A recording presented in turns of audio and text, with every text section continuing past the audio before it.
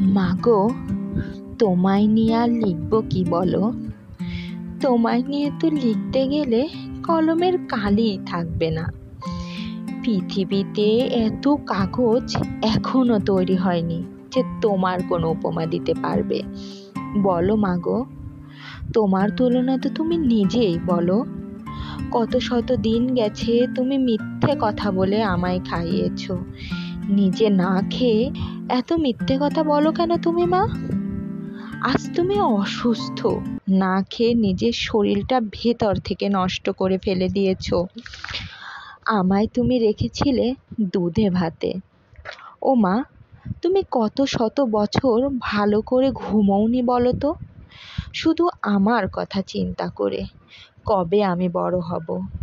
সামান্য জ্বরেও তুমি সারা রাত নির্ঘুম রাত কাটিয়েছো। সকালে হাসি মুখে আমার জন্য খাবার রান্না করেছো।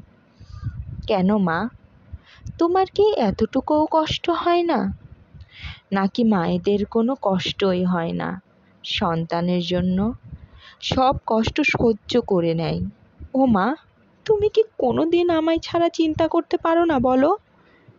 মা, ও মা, আজ মা দিবসে এই কবিতাটা তোমার জন্য।